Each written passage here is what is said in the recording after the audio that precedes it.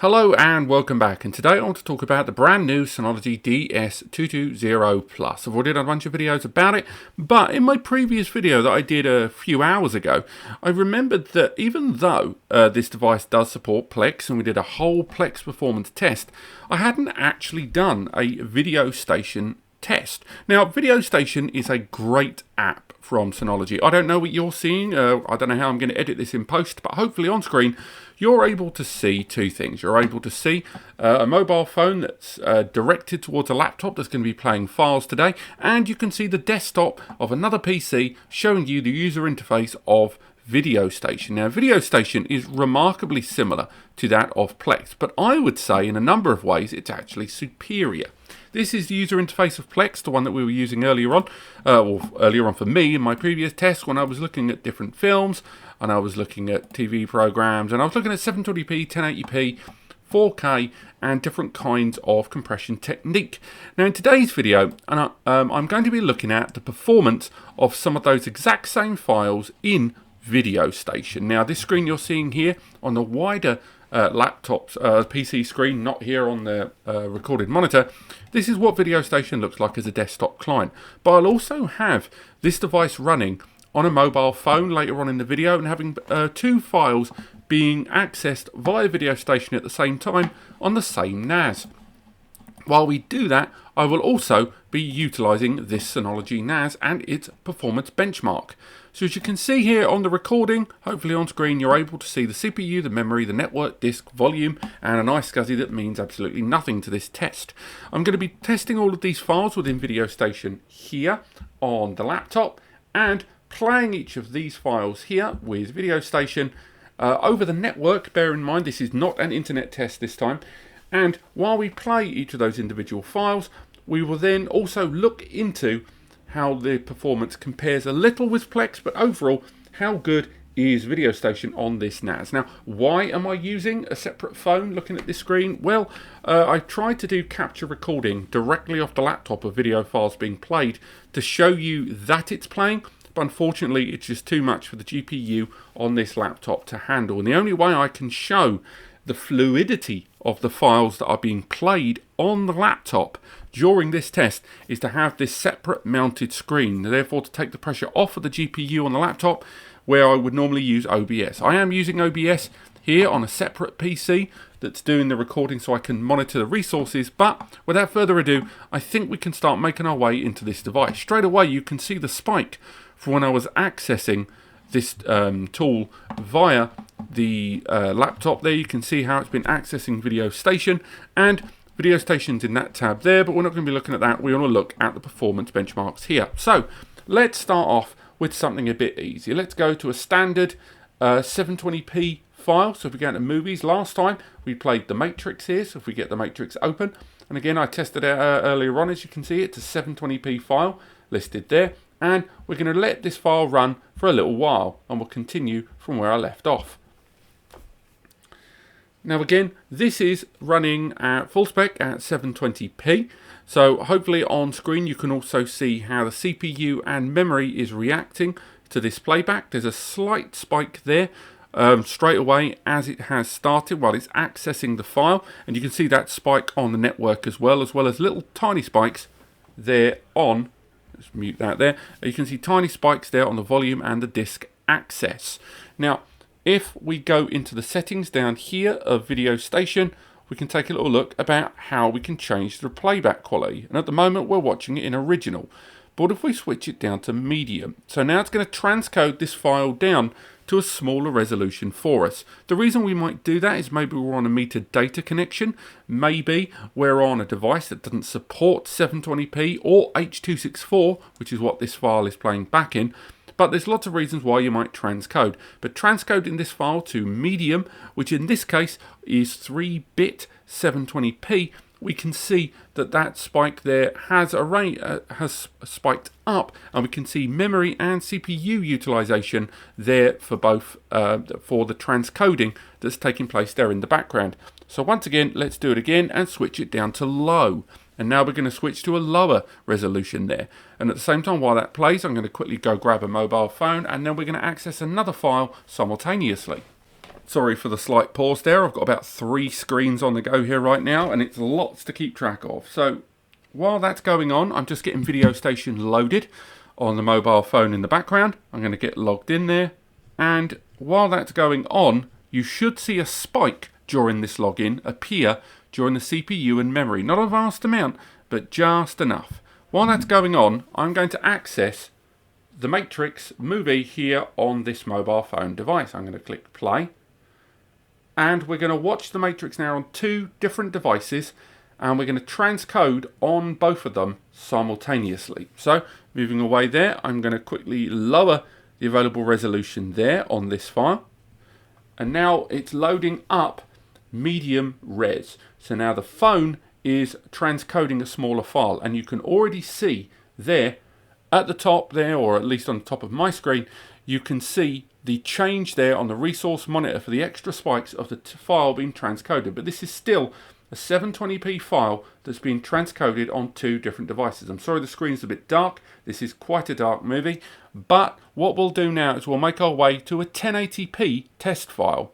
So let's exit these movies. Come out there. We're going to exit the Matrix. There we go. And we're going to make our way onto our next media file. You should start to see the CPU and memory utilization dip down as we move forward. And there it is, it's dipped down. So back into the movies, and this time we're going to look at a 1080p, nice dense 1080p file here, in the case of The Hateful Eight. And we're going to go ahead and play that immediately. We're going to go ahead and play that file. We're going to start from the beginning. It does start quite dark at the beginning, as we found out during the Plex video.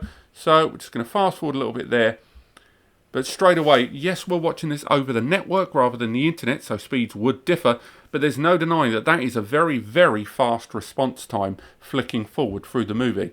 Let's fast forward another big chunk of the movie forward, and boom, we're straight in. There's no delay there, and I've got to say, it is a mite more responsive than we've seen from Plex Media Server when we were doing not dissimilar actions to this. So, while this is going forward, we're now going to start that transcoding once again. But this time, before we start transcoding, we're going to start watching the file here on the mobile. We're going to switch once again to The Hateful Eight. We're going to click play. And we're going to leave The Hateful Eight here on the mobile playing. It's playing from the beginning again, so we'll skip forward. And weirdly, I think I've done quite well to get a very similar scene without even trying. Now I know it's quite dark, so I'm going to increase the brightness a pinch there. Hopefully that won't affect things moving forward throughout the rest of the video. But as we can see, the resolution there is playing remarkably well on both of them. So while that's going on, we're going to leave this phone here visible on screen. If I pop that over there, be careful, this is a touch screen. And from here, we're now going to change that resolution. So again, we're going to go back to playback quality, and this time we're going to go straight to low quality and see how the NAS deals with this sudden change. We should see a large jump in CPU power utilization, but it has seemingly dealt with that transcode down to that lower resolution much, much quicker. Although it's very hard to see this resolution here via the second screen recording, it is still good that we've got a nice fast response there in terms of transcoding, changing very quickly on the fly. So now we're going into the next stage of testing. Now this next stage of testing is going to look at 1080p and 4K. Much like my previous videos, it will be utilizing the files from Jellyfish. Jellyfish, you can look up online, has lots of 1080p and 4K test files for you to utilize, with different test files covering different file formats. So, for example, from what we can see here on screen, I'm going to bring that brightness back down. Lock there. If you can just make that out on screen, or it might even be easier to introduce it on the other screen here, you'll be able to see that we have got different kinds of files. If we switch to list mode, you're able to see that some of these files are quite high in their density, up to 400 megabits in their bitrate. We have 4K and we have HD or 1080p files too, UHD included. On top of that, HEVC or H.265 is the more modern, more efficient codec, but still quite complex. Whereas we have the older codec of H.264 also on there, ready to go. So we've got all of these different file types, and each one is one file format, but one file resolution in 3 different formats. So what we're going to do is switch back to the Synology NAS here, and then from there on the screen we are now going to try the smallest file so far. It's going to be the 3 bitrate H.264 HD file. Now this is the one that played the easiest by far, so we'll try that again. We want to start from the beginning, and last time via Plex this played very easily indeed. And as we can see, it's playing very, very fluidly. It's playing exactly as we expected it to. The H.264 file, H.264 1080p, no slowdown there whatsoever. And we can go, we don't even need to do transcoding yet. We're going to move over to transcoding in just a second. But as you can see there, even skipping around nice and quick, it's quite responsive. So next, let's try the same file in a slightly denser manner. So this time we're going to do the same thing but using HEVC or H.265. Now this is where we started to see difficulties emerge with regards to Plex Media Server. Was Plex Media Server having difficulty playing H.265 codec because it didn't have the true access to the transcoding engine that we saw on that CPU. But as we see here, it has played here on Video Station, and this is kind of one of the things that we see time and time and again whenever we run tests on Plex Media Server versus Video Station here at the offices. We're seeing those spikes on the performance benchmark, sure, but what's really interesting is the fact that this file format actually plays. So let's rank things up a little bit, shall we? Now we're going to move towards 30 bit rate here. We're going to 30 megabits per second, and we're going to start quite heavy indeed. We're going to go straight into that H.265 file. We're going to go from there and click play. So again, H.265, this is a 1080p file, and it is playing like a trooper, even at 30 megabits. And remember, this is over the local area network, not the internet, so you have to bear that in mind, that that will take its toll overall when it comes to playing back files. But as we can see there, it's playing absolutely fine. So we're feeling like we want to push the boat out a little bit. I think you agree. So let's go now up to 120 megabits, and this time it is a 4K H.264 file. So H.264, we've known that this NAS can handle quite well, but let's see what Video Station does with 120 megabit files at 4K UHD. Let's see if it plays it. We're seeing Video Station this time think about it a little bit. We're seeing the CPU utilization spike up quite dramatically this time, particularly disk utilization too, because this is a much larger file, but it is still playing back. It's not perfect, and it looks like buffering is being outweighed by playback speed, but it hasn't played it back straight away. We'll give it a second test just to be on the safe side, but for me, I would mark that as a question mark. And again, this is a very dense 4K file, so I'm not hugely surprised. I thought we'd start seeing some bumps in the road. I would have expected an earlier bump than this, because it has certainly outperformed Plex Media Server so far, but because these test files are only 30 seconds each, it doesn't comprise an equal enough test. And you have to bear in mind that with a smaller test file, you only have 30 seconds in this case with which to play with. Now, it did a little bit of that time. Maybe there was a little bit of buffering and caching there in the background, but there's no avoiding it that it didn't manage that file. So if you were to imagine, moving over to the other screen, all of these test files. Now, at their highest, we have a 400 megabit 4K test file here. Now, that at 10 bit is an enormous file. I think this 30-second file is about 1.4 gigabytes. So you've got 1.4 gigabytes being breezed through in 30 seconds. That is a lot of caching required. Now, there are things you can do to improve that performance, things like SSD caching, stuff like improved memory, but moreover, you're going to need a better CPU to deal with files like that. So I would not expect this NAS to be able to play that file, but we are getting there. So that's the H.264 file done. Now we'll make our way up to something a little bit beefier, and this time I do think we may be reaching the end of the road. So it's the same file this time, but this time it's H.265. So let's see how the NAS deals with this test file. because I do think we are reaching the end of this unit's capabilities. We're at the very fringes of it. I mean, it will start to play it. We are seeing a slight drop there in frame rate. It's not quite as smooth as the previous ones. You can definitely tell that the length of the file and the buffering are having a bit of an argument in the background, but there's no denying that H.265 file has played through. We've nearly finished the 30-second file, and although there has been an enormous memory spike there, CPU utilization has not exceeded that which we've seen previous. So let's start going towards the top end, and we're going to play a 200 and a 400 megabit 4K file. Now, we noticed there that the H.265 file actually did quite well. So let's go for this file here, and we'll open this up, and this is an H.265 200 megabit file. So we're going to let that play through, and I don't think we're going to do too well. We're definitely seeing that drop in frame rate once again, where we've got the buffering conflicting with the system. And if this was a longer file, maybe a few minutes, we would definitely see some heavier output here. Now, the memory jumps each time are something that really surprised me. I didn't think I'd see memory jumps like those. Now, I could have upgraded the memory to 6 gig by default, but I didn't think that should, you know, because people are going to buy this for its base model. But it has played that 200 megabit file. So let's go for the big one. We'll go for the 400 megabit H.265 4K UHD file.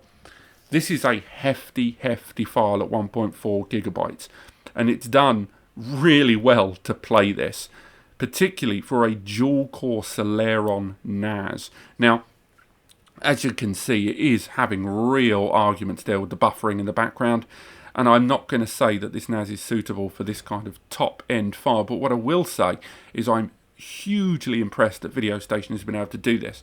Now, before I proceed any further, because we will conclude the video shortly, it is worth talking about Plex versus VideoStation, because I will be doing a complete comparison of these two platforms for your NAS very, very soon, as well as Plex and VideoStation performance benchmarks on the existing 2020 series as they become available.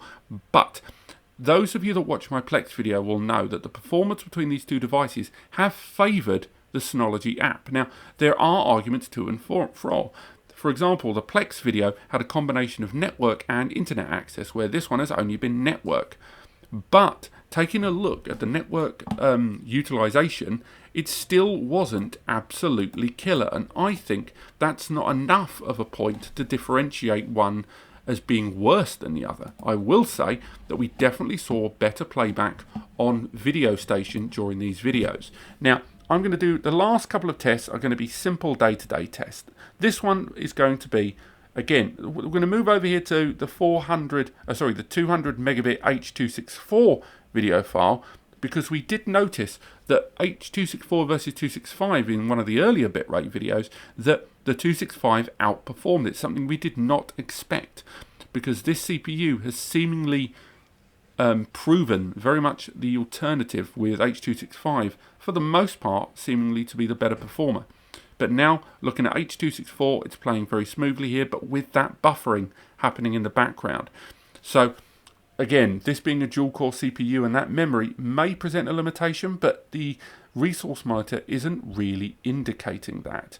So what we're going to do is, while we've got this open, let's have a play with those transcoding settings. You can see huge bitrate options there we didn't even have before. As we switch that down to medium, we can see how the NAS is going to interact with this change. Perhaps rewind it back and have a look. No, it looks like we're not going to play today. It's too big a file for that transcoding to take place. Now, say we were to do a transcode of a file. Let's go for the 10 meg one here. Let's go for this one. That heavier 10 meg H.265. We'll let that one play. And as soon as it's playing, we'll get that transcoding option out there. We'll transcode it to medium. We'll let that transcode the file. And we should see CPU and memory utilization during this. You can definitely see the pixelization immediately. And we're seeing that spike. Now we're going to switch to low.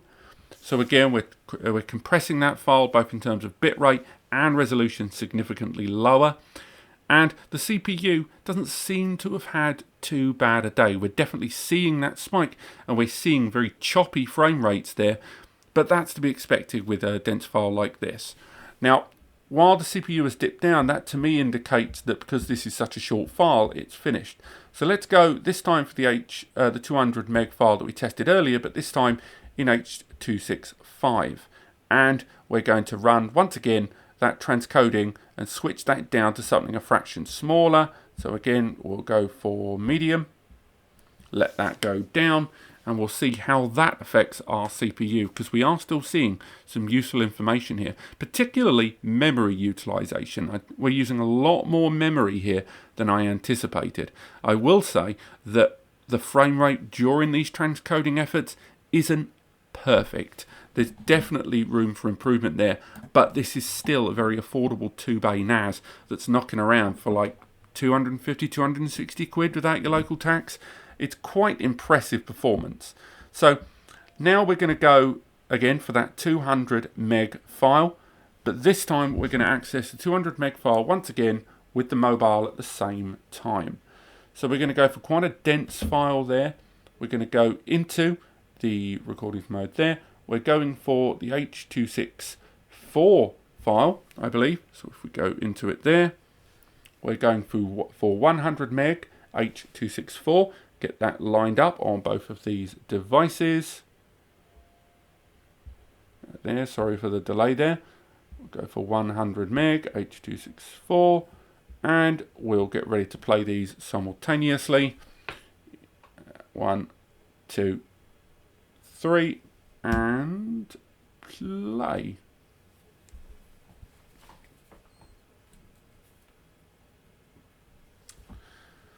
So we should see a significant dip there in the performance, or the performance benchmarks there. We are still seeing that large file being played back quite well on both of them, but the mobile phone there is starting to experience those buffering issues. Now that could be because of the mobile phone. It's definitely not to do with the NAS because it is playing back the other file, but it's looking more and more like this is a bandwidth problem. Look at the network there, with the network heights there quite significantly high.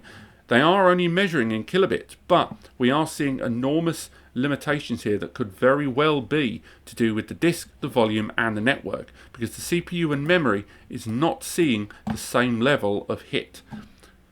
But overall, having these two enormously dense files running side by side is not something that I would recommend on a NAS as affordable as the DS220 Plus. So we're going to end that file there, come out of there, and wrap this video up. Now, obviously, I do like Plex Media Server, and during my comparison, it's going to be no avoiding the fact that I've always been using Plex for a number of years, and Video Station is not something that I've always known about to this degree. But with more and more features being bundled into this, as well as the configuration options, I do think, even if you're a Plex user, that it's worth checking out Video Station. Give it a go. There's lots of options built in, with the added bonus that now, with more and more apps from Synology appearing on things like Amazon Fire Stick and skills for Google Home, even smart TVs, there's lots of ways in which your data and your movies are easier to watch with Video Station, and with better performance in terms of general playback and transcoding utilising these tools. Next, I'll be doing a comparison of both Plex and Video Station, so do check that out. But otherwise, if you've enjoyed this, click like. If you want to learn more, click subscribe, and I'll see you next time.